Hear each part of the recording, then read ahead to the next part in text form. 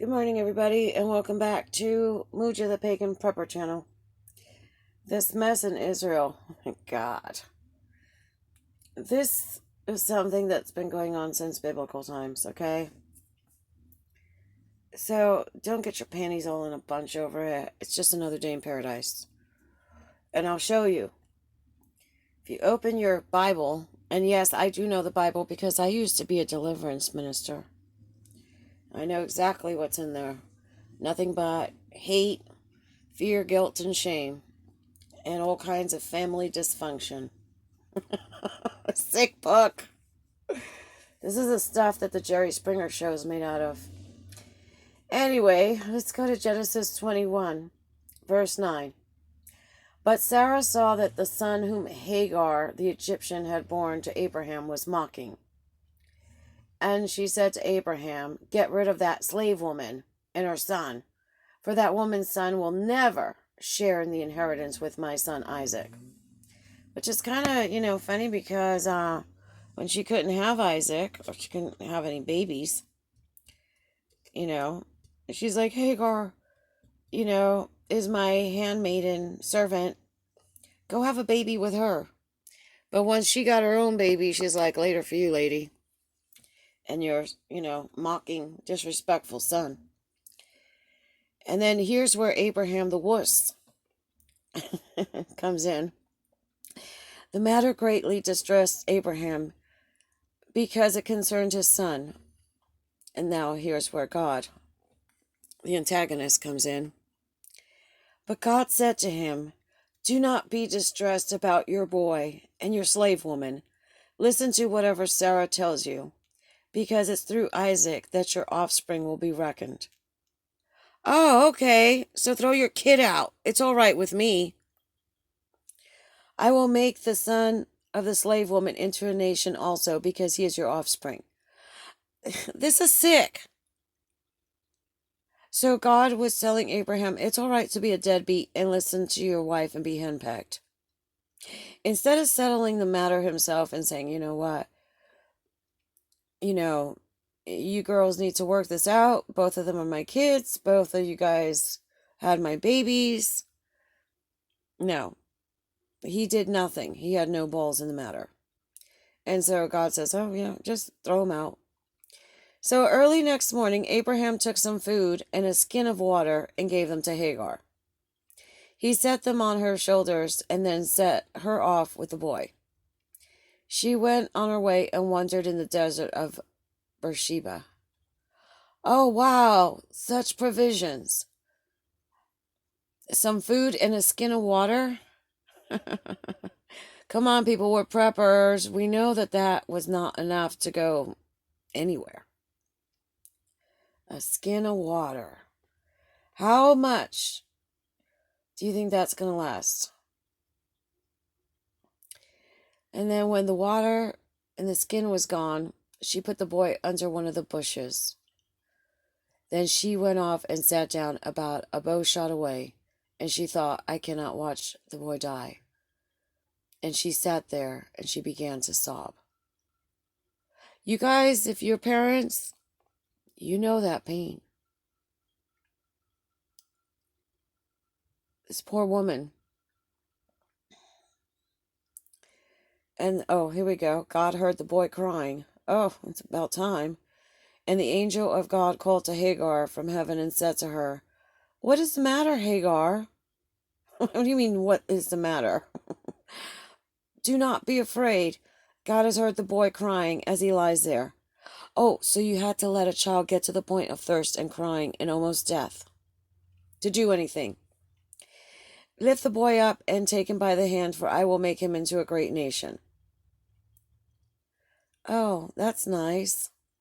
Almost kill us and then save us. Then God opened her eyes, and she saw a well of water, and so she went and filled the skin with water and gave the boy a drink. Isn't that special? God was with the boy as he grew up. Oh, finally, it's about time. He lived in the desert and became an archer. While he was living in the desert of Paran, his mother got a wife for him from Egypt. So basically, this is what you're seeing play out. This is sibling rivalry. This is a father that could not handle his affairs. This is a wife that once she got what she wanted, threw away the one that was helping her. So don't get involved in this crap. These people have been killing themselves since biblical times. They've always killed themselves, and they will continue to kill themselves. And long after we're gone, they'll continue killing themselves again. Because their God said it was all right to break up a family. And then there you got the problems.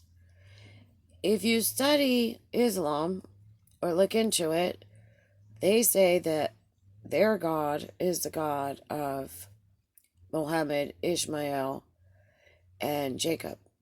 And Abraham. Muhammad, Ishmael, and Abraham.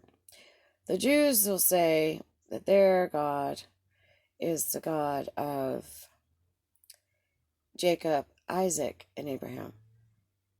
Same family line.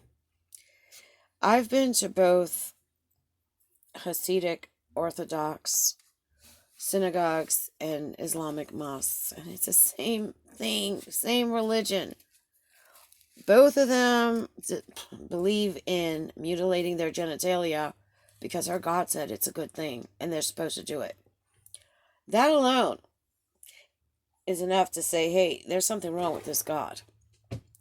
No creator creates a body part to tell you later on to cut it off. That's wrong. And then to do it to your children, that's even worse. It's bad enough if you want to do something stupid like that, but you don't inflict that on someone else.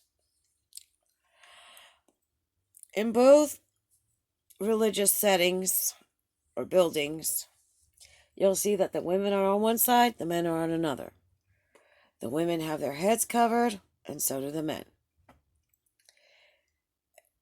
If you go to an Israeli one, ultra-Orthodox,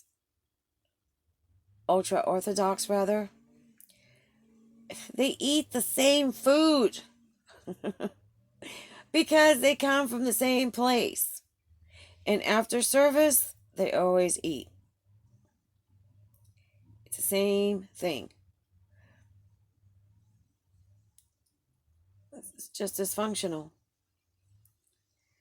And if you've ever seen a dysfunctional family killing each other, you know what it is. So, live and let die. You focus on prepping because this thing, could ripple and the price of, oil could go up. And then transportation goes up and then food prices go up and everything goes up. So just prep and, just chill. It's just another day in paradise. This has nothing to do with, Jesus is coming back or whatever. Jesus isn't coming back to bring peace either. Jesus is just as evil as this whole thing. Okay?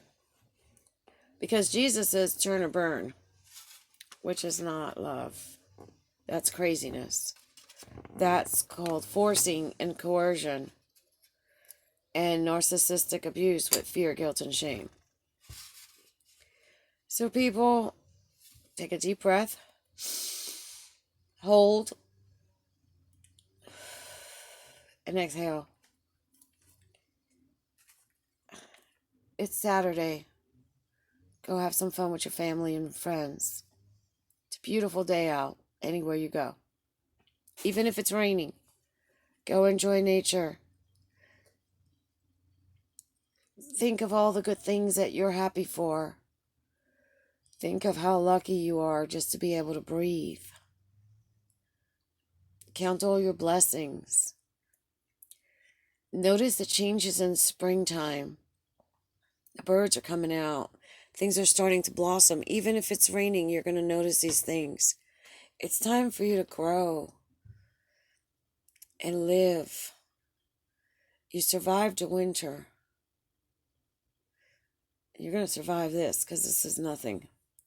These people will fight like this for a while, then they'll stop, then they'll fight again. And they're on the other side of the world.